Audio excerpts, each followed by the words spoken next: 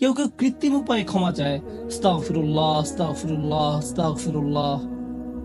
কারো কারো জন্য এটা এত নকল যে একবার আলী রাদিয়াল্লাহু তাআলা আনহু একজনকে এরূপ করতে দেখে বললেন, তোমার ইস্তেগফারেরও ইস্তেগফার প্রয়োজন, এর মাধ্যমে শুধু জিহ্বার ব্যায়ামই হয়, আর কিছু না। আমি এখন আপনাদের এমন একটি বিষয়ের কথা বলবো যা আমাদেরকে আল্লাহর নিকট ক্ষমা চাওয়া থেকে বিরত রাখে। বিষয়টা একজনের কাছে কতটুকু প্রত্যাশা করা হয় তার সাথে সম্পর্কযুক্ত। কিছু কিছু মানুষ মনে মনে এই সিদ্ধান্ত উপনীত হয়ে যায় যে আমি সারা জীবন ধরে অসংখ্য পাপে নিমজ্জিত ছিলাম, আল্লাহ মনে হয় আমাকে খুব একটা পছন্দ করেন না। কোন কোন মানুষ এমনকি এত দূর পর্যন্ত চলে যায় যে বলে ওঠে, আল্লাহ আমাকে পছন্দ করেন না, আল্লাহ আমার উপর খুবই রাগান্বিত। আমি জানতাম আল্লাহ এই কাজগুলো আমাকে করতে নিষেধ করেছেন, কিন্তু তারপরও আমি করেছি। শুধু একবার নয়, বহুবার এই খারাপ কাজগুলো করেছি। সুতরাং আল্লাহর ভালো মানুষের তালিকায় আমি নেই, আমার নামাজের কোনো দাম নেই। মানুষ যখন নিজের সম্পর্কে এইরকম ধারণা পোষণ করে তখন সে কি করে জানেন? আমি তো খুবই খারাপ মানুষ। আপনি কি আমার জন্য একটু দোয়া করতে পারবেন? কারণ আমি ইতোমধ্যে দোয়া করার যোগ্যতা হারিয়ে ফেলেছি। এখন আপনাকে আমার জন্য দোয়া করতে হবে, কারণ আমি আশা করছি আল্লাহ অন্তত আপনার দোয়া কবুল করবেন। এতে হয়তো আমার একটা সুযোগ তৈরি হতে পারে, কারণ আমার কথা তিনি শুনবেন না। আপনাদেরকে আবার একটু পিছনে নিয়ে যাই। নূহ আলাইহিস সালাম কাদের কাছে আল্লাহর নিকট ক্ষমা চাওয়ার এই প্রস্তাব তুলে ধরেছিলেন? নূহ আলাইহিস সালাম কি এমন মানুষদের নিকট এই প্রস্তাব তুলে ধরেছিলেন যারা সারা রাত মসজিদে কাটাতো, যারা প্রতি বছর হজ পালন করতে যেত, রোজা রাখতো এবং অন্যান্য সৎ কাজ করত? না, নূহ আলাইহিস সালাম ক্ষমা পাওয়ার এই প্রস্তাব তুলে ধরেন ইতিহাসের অন্যতম একটি বিদ্রোহী সম্প্রদায়ের প্রতি, যারা প্রজন্মের পর প্রজন্ম ধরে বিদ্রোহী ছিল। তিনি তাদের বলেন, তোমরা যদি শুধু ক্ষমা চাও, আল্লাহ শুধু তোমাদের ক্ষমা করবেন তাই নয়, বরং তিনি তোমাদের জন্য আকাশের ধনভাণ্ডার খুলে দেবেন। নিজের সম্পর্কে এমন বলবেন না যে আমি অনেক দূরে হারিয়ে গেছি, যদি কিছু হয় তা হবে আমার মায়ের দোয়াতে বা অন্য কারো দোয়াতে। আপনার মনের এমন অবস্থার সুযোগ গ্রহণ করে শয়তান। মানুষের মনের হতাশাজনক পরিস্থিতির সুযোগ গ্রহণ করে শয়তান, আর এর মাধ্যমে তাকে শিরকে নিমজ্জিত করে। এই হতাশা শিরকের একটি দরজা। কেন জানেন? তখন মিথ্যা ধর্ম আসে এবং আপনাকে বলে আপনি তো অনেক বড় পাপী, আপনার পক্ষে ক্ষমা পাওয়া সম্ভব নয়। যিশুকে বলুন আপনাকে ক্ষমা করে দিতে। আপনি যিশুর সাথে ভালো সম্পর্ক করুন, তিনি আল্লাহর সাথে আপনার সম্পর্ক ভালো করে দিবেন। আল্লাহ এবং আপনার মাঝখানে যিশু এসে দাঁড়াবে, অথবা তারা অন্য কাউকে মাঝখানে দাঁড় করাবে, বলবে অমুক পীর, তার কবরের কাছে গিয়ে কিছু চকলেট রাখো, তাহলে তিনি আল্লাহকে বলবেন আপনার সমস্যা সমাধান করে দিতে। আপনি এখন আল্লাহর সাথে কথা বলতে পারবেন না, কিন্তু ওই পীর তিনি আল্লাহর প্রিয় বান্দা, তাই আপনি তার মাধ্যমে আল্লাহর কাছে আপনার দরখাস্ত পেশ করুন। এভাবে শিরকের দরজা খুলে যায়। অন্য কথায়, আল্লাহর সাথে আমাদের সরাসরি যোগাযোগের মূল বিষয়টি, তাওহীদের মানেই হলো সরাসরি যোগাযোগ। লা ইলাহা ইল্লাল্লাহ একই কথা বলে, আর এই সব কিছুর মূল কথা হলো আপনার যা প্রয়োজন তা সরাসরি আল্লাহর নিকট প্রার্থনা করুন। যে বিষয়টি আমাদের সকল প্রয়োজন পূরণ করবে তা হলো আল্লাহর নিকট ক্ষমা প্রার্থনা করা। এখন এই ক্ষমা চাওয়াটা দুই ভাবে হয়ে থাকে, জিহ্বার মাধ্যমে ক্ষমা চাওয়া এবং অন্তরের মাধ্যমে ক্ষমা চাওয়া। মানুষ সাধারণত নিজের পক্ষে যুক্তি দিয়ে থাকে। আমি যদি কোনো কারণে আপনার সমালোচনা করি, যেমন ধরুন কাউকে বললাম, এই যে আমি আপনাকে অমুক অমুক কথা বলতে শুনেছি, সে তাৎক্ষণিক হয়তো বলে উঠবে, এক্সকিউজ মি, আমি এমনটা বোঝাতে চাইনি, আপনি তো পুরো ঘটনাটা জানেনই না। আপনি সাথে সাথে নিজের পক্ষে যুক্তি দিতে শুরু করেন, আত্মরক্ষামূলক হয়ে ওঠেন। বালিল ইনসানু আলা নাফসিহি বাসীরা ওয়ালাউ আলকা মাআযিরা। মানুষ নিজের সম্পর্কে সুধারণা পোষণ করে, তারা প্রচুর অজুহাত দেখায়। আপনি যদি আসলে আল্লাহর ক্ষমা চান, আপনাকে নিরিবিলি একটা সময় খুঁজে পেতে হবে। যদি আরবিতে দোয়া করতে না পারেন, কোনো সমস্যা নেই, আপনি শুধু পাঞ্জাবি, বাংলা, বাহাসা বা উর্দু জানেন, কোনো ব্যাপার না। আপনি আপনার নিজস্ব ভাষাতে আল্লাহর সাথে কথা বলুন, আন্তরিকতার সাথে আপনার অপরাধগুলো স্বীকার করুন, কোনো অজুহাত দেখাবেন না। এরকমটা করতে পারা আসলেই কঠিন, কারণ আয়নার সামনে দাঁড়িয়েও আমরা নিজের সাথে মিথ্যে কথা বলি, নিজেকে এভাবে প্রবোধ দেই, আমি আসলে অত খারাপ না, আমি যা যা করেছি তার কারণ আছে। যখন আপনি আল্লাহর সামনে দাঁড়াবেন, নিজের কাজের বৈধতা দেওয়ার কথা ভুলে যান। আল্লাহ জানেন আপনি কি অবস্থার মধ্যে দিয়ে যাচ্ছেন, তিনি জানেন এটা কঠিন সময় ছিল, তিনি জানেন অমুক অমুক বিষয় আপনাকে সম্পূর্ণ গ্রাস করে ফেলেছিল। ইয়া রব, আমি অনেক চাপের মধ্যে ছিলাম তাই মদ খেয়েছি। তিনি আপনার সবগুলো অজুহাত সম্পর্কে আপনার চেয়ে ভালোভাবে জানেন। আপনাকে অকপটে তার নিকট আসতে হবে, ফিল্টার ছাড়া, কোনো দ্বিধাদ্বন্দ্ব ছাড়া, নির্দ্বিধায়।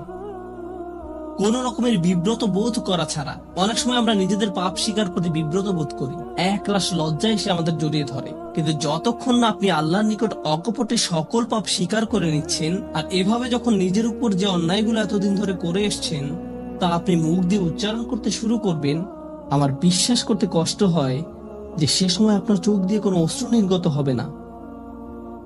একজন মানুষের পক্ষে এটা অসম্ভব যে সে আল্লাহর সামনে এভাবে নিজেকে খোলাখুলি উপস্থাপন করবে আর তার চোখ দিয়ে কোনো অশ্রু বের হবে না, কারণ এটা দুর্বলতা প্রকাশের সময়। দুনিয়ার সামনে আমরা সাধারণত নিজেকে শক্তিশালী, আত্মবিশ্বাসী এবং দিব্যি সুস্থ হিসাবে উপস্থাপন করি।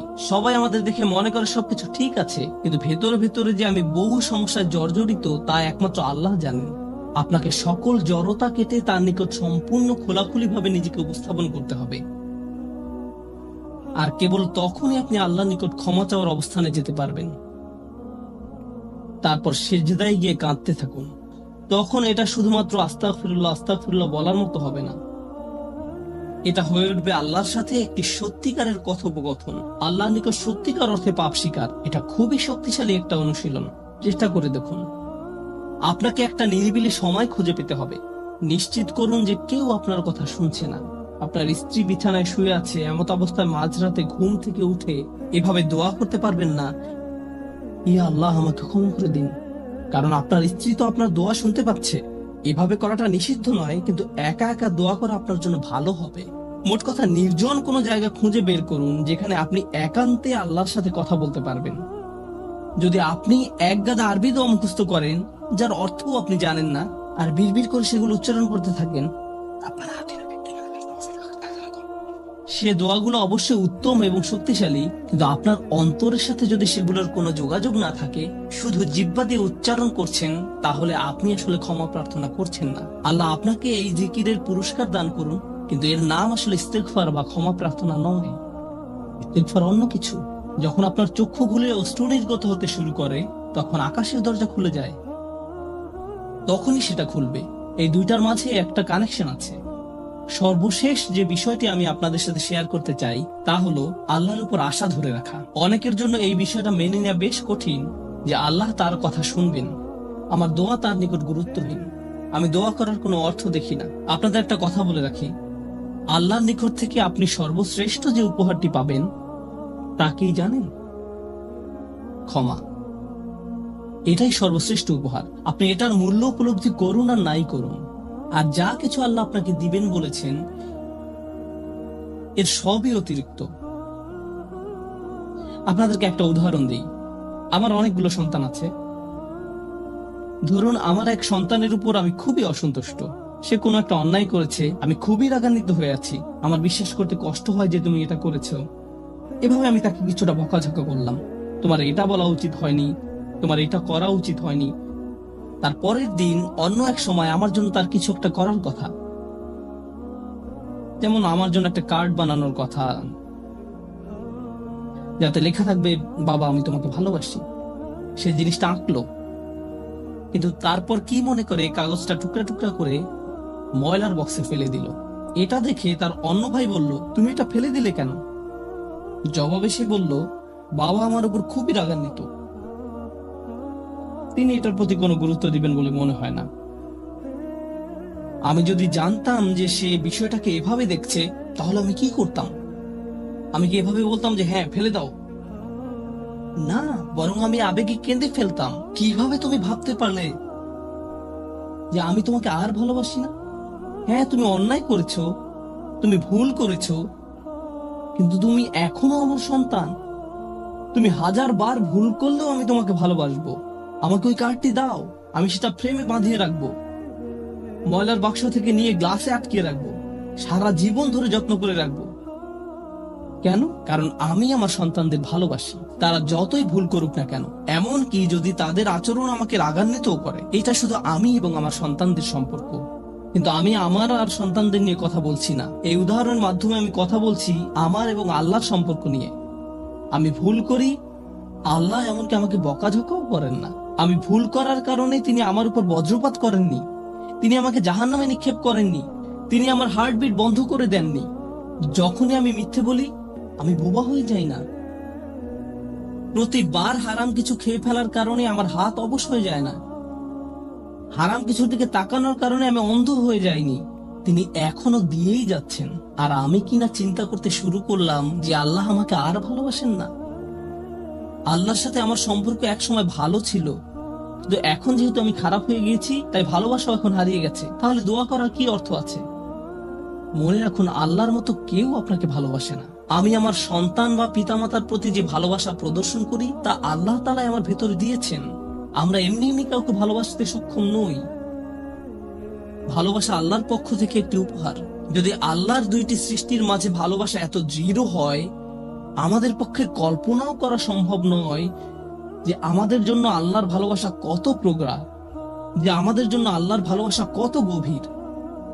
কেউ এর বিপরীত বললে তার কথায় কান দিবেন না। একমাত্র যে মনে করে আল্লাহ তাকে ঘৃণা করে, তার কোনো আর আশা নেই, সে হলো শয়তান। সে তা বিশ্বাস করে। তার ক্ষমা চাওয়ার কোনো কারণ নেই, কারণ তার সকল আশা হারিয়ে গেছে আর সে নিজের সম্পর্কে এটা মেনে নিয়েছে।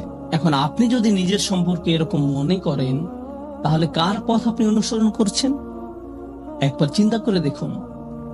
যদি আদম আলাইহিস সালাম জান্নাতে থাকা অবস্থায়, আর জান্নাতের চেয়ে উত্তম কোনো জায়গা তো আর আপনার পক্ষে থাকা সম্ভব নয়, তারপর তিনি একটি ভুল করলেন আর আল্লাহ আযজা ওয়া জাল্লা তাকে দুনিয়াতে পাঠিয়ে দিলেন। এখন আদম আলাইহিস সালাম যদি এরকম চিন্তা করতেন, আমার এত বড় একটা ডিমোশন হয়ে গেল, আমি কিভাবে আল্লাহর সাথে আবার কথা বলবো? আমি তাকে এত হতাশ করার পর কিভাবে কথা বলবো? কিন্তু আল্লাহ তাকে শিখিয়ে দিলেন কি করতে হবে, কিভাবে তার অন্তর আবার ঠিক করতে হবে। রব্বানা যালামনা আনফুসানা ওয়া ইল্লাম তাগফির লানা ওয়া তারহামনা লানাকুনান্না মিনাল খাসিরিন। জান্নাতের তুলনায় দুনিয়া তো কিছুই না। তিনি জান্নাত থেকে দুনিয়ায় এলেন, এত দূর নেমে আসা সত্ত্বেও এখনো তিনি আল্লাহর নিকটেই আছেন। এই শব্দগুলোই আল্লাহর সাথে তার সম্পর্ক আবার জুড়ে দিল। দোয়ার উপর আস্থা হারাবেন না।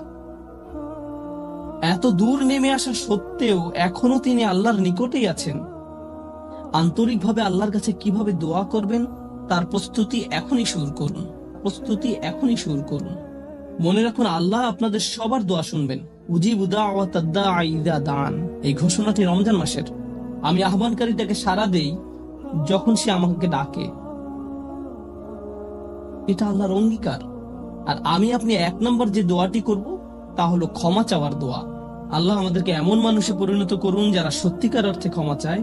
আল্লাহ আমাদের অন্তরে তার নিকট ক্ষমা প্রার্থনা করার তীব্র ব্যাকুলতা তৈরি করে দিন। আল্লাহ আমাদের অন্তরকে এমন নরম করে দিন যেন আমাদের চোখ দিয়ে অশ্রু নেমে আসে। আমরা যারা তার নিকট ক্ষমা প্রার্থনা করি, আমাদের সবার জন্য আল্লাহ আযজা ওয়া জাল্লা তার রিজিকের দরজা খুলে দিন। সর্বশেষ একটা বিষয় মনে করিয়ে দিতে চাই যে আল্লাহ আযজা ওয়া জাল্লা অনেক পথভ্রষ্ট জাতিকে ধ্বংস করা থেকে বিরত থাকেন। কেন জানেন? কারণ সেখানে এমন মানুষ রয়েছে যারা আল্লাহ নিকট ক্ষমা চায়। শুধু তাদের মাঝে এমন কিছু মানুষ রয়েছে যারা এখনো আল্লাহর নিকট ক্ষমা প্রার্থনা করে। তাদের কারণেই আল্লাহ গোটা জাতিকে আর ধ্বংস করেন না। ইস্তিগফার করা মানুষে পরিণত হন। আল্লাহ আমাদের সবাইকে রক্ষা করুন। বারাকাল্লাহু লি ওয়া লাকুম। আসসালামু আলাইকুম ওয়া রাহমাতুল্লাহি ওয়া বারাকাতুহু।